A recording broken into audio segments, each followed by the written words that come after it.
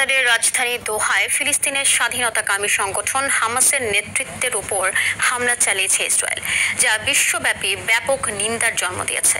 Hamas বলছে হামলায় হামাসের ৫ সদস্য নিহত হয়েছে। নিহতের মধ্যে হামাসের সিনিয়র নেতা খলিল আল হায়ার ছেলেও আছেন। এছাড়া কাতার নিরাপত্তা বাহিনীর এক সদস্যও নিহত হয়েছেন।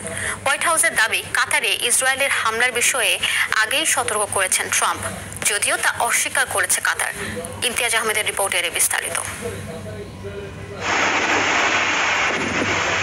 স্থানীয় সময় মঙ্গলবার গাজা যুদ্ধবিরতি আলোচনা চলাকালে কাতার রাজধানী দোহায় কাপুরুষোচিত হামলা চালায় ইসরায়েল।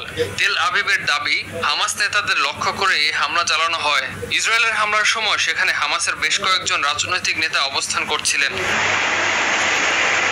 হামাস বলছে গাজা যুদ্ধবিরতি নিয়ে আলোচনাকারী একটি প্রতিনিধি দলকে লক্ষ্য করে হামলা চালানো হয়। হামলার নিন্দা জানিয়েছে কাতার ও জাতিসংঘ। কাতার বলছে তেল আবিবের হামলা আন্তর্জাতিক আইনের স্পষ্ট লঙ্ঘন। একে সন্ত্রাসী হামলা বলেও ব্যাখ্যা দিয়েছে দেশটি।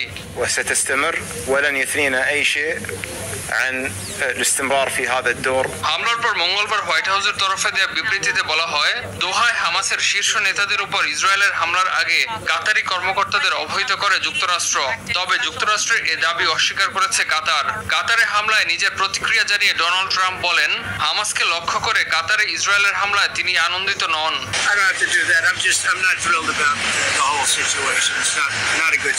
পুরো পরিস্থিতি নিয়ে আমি মোটেই খুশি নই।